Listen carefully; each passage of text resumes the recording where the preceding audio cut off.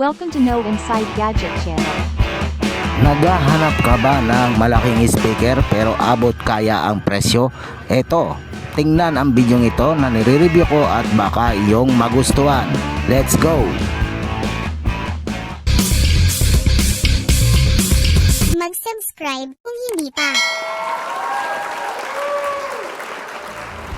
Nandito tayo guys at may in-order tayo. Ayan yung kanyang parcel. Ang presyo niya ay 976. O diba ngayon? At ayan ang kanyang kabuuan.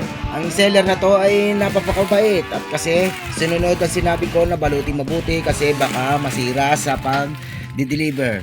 At ito, balot na siya ng bubble wrap. At meron pa siyang another bubble wrap yan sa loob. Kaya kung naghahanap kayo ng murang speaker ay subukan ito, isang BK8816.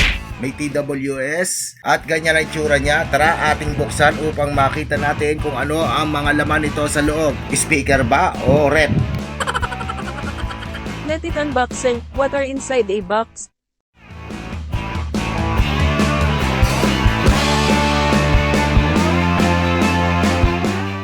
Makikita dito ang mic, remote, manual at mga cable at ang pinakang unit. Okay, pare.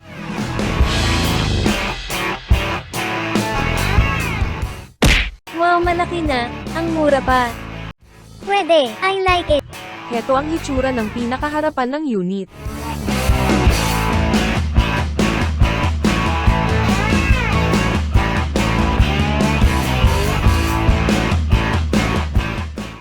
Ito ang hitsura ng likod ng speaker.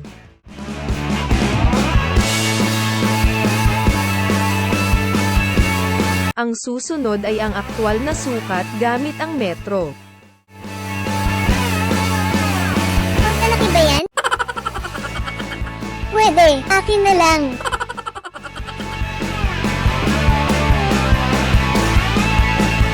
Mag-subscribe kung hindi pa. Okay guys, yan ang nakuha natin sa kahon. Ayan, may remote, may wire mic at yung manual. At yung pinakang unit, ito ang tsura niya, isang audio bab. Ayan, meron siyang mga butas dyan. Bali, 4 na butas. Yan ang pasukan ng daga. Then, ang harapan niya ay plastic at durability. At meron siyang butas dito, tingin ko ay sa Twitter. At ito yung pinakang panel board niya. At ito yung pinakang display niya. Pakanta naman kuya. Ayan ang pinakang display niya at yung pinakang panel board. Ayan, at meron siyang hawakan. Meron siyang lagayan ng wireless mic. Pero wala tong pring wireless mic kundi wired mic lamang. Okay, ang charging niya ay Android type.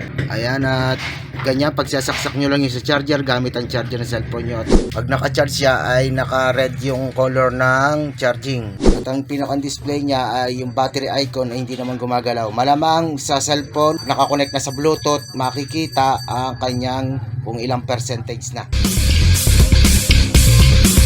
Mag-subscribe kung hindi pa. Wow!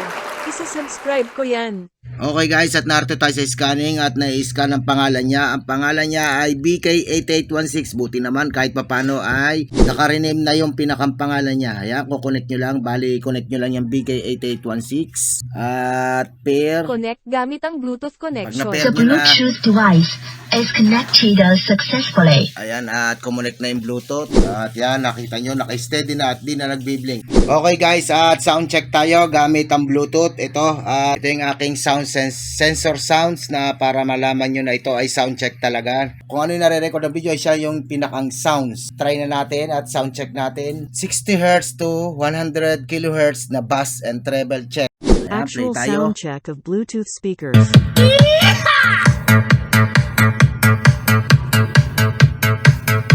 Okay, pare.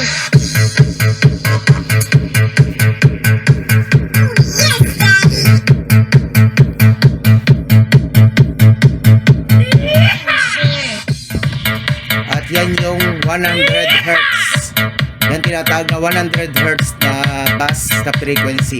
Okay, pare. At yan uli yung 60 Hz.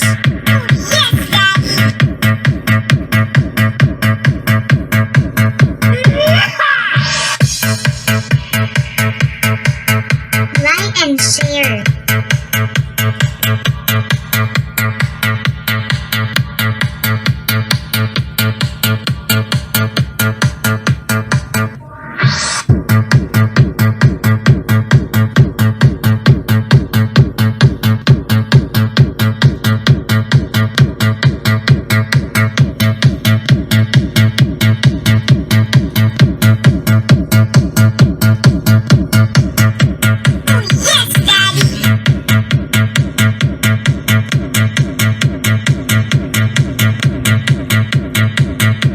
Like and share. Okay, at nakita nyo na yung sound check niya.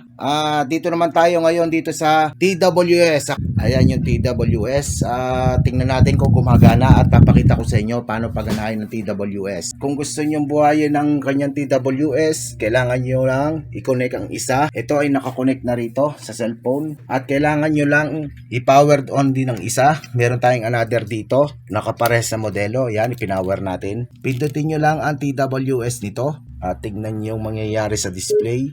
Ayan, nakita nyo. Tumunog. Pag pindot nyo nito, automatic na rin yung isa kahit di mo na pindutin. Ayan, nakasulat sa kanya BTST. Hindi na blue. Kanina blue lang ang nakalagay. Ngayon ay BTST na. Pinindot ko lang TWS ng 3 seconds.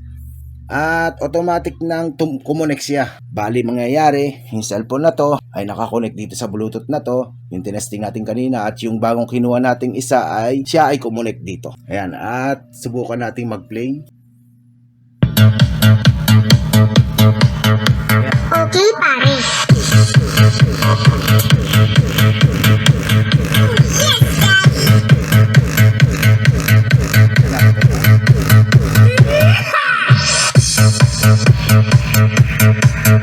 Like and share.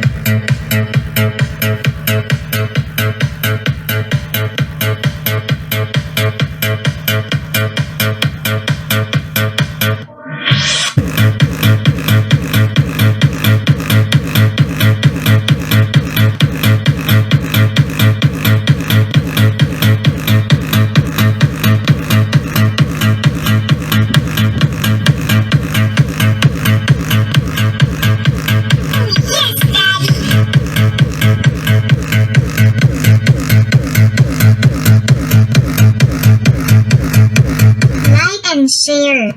At yan yung sound check niya ng TWS na pinagtunog natin ang dalawang speaker na models gamit ang isang cellphone. At dako na tayo ngayon dito sa teardown. Ito ang inintay ng lahat para makita kung ano ang specs nito, ano ang nasa loob nito, ilang watts ang speaker nito, mga audio chips na ginamit. Dito lang sa No Inside Gadget.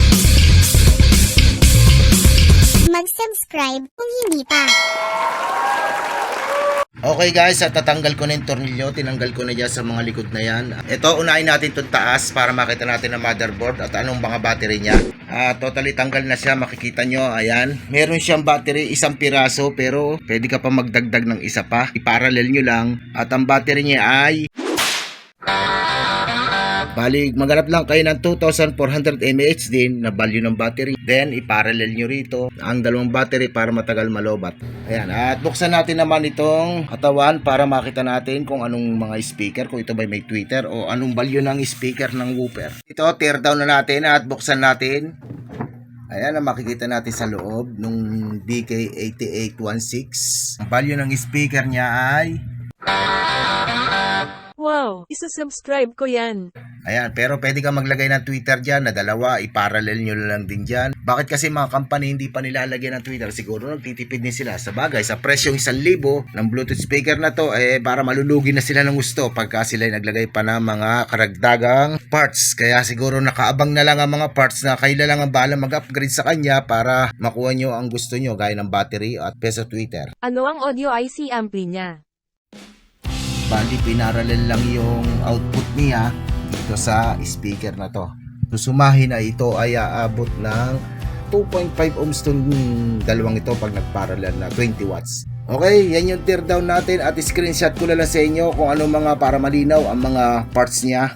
Huwag kalimutang mag-subscribe, mag-like at i-share. Dito sa No Inside Gadget, makakakuha ka ng impormasyon sa mga gadget bago ka bumili ay nagkaroon ka ng idea. Okay? Salamat at mag-subscribe, mag-like at i-share.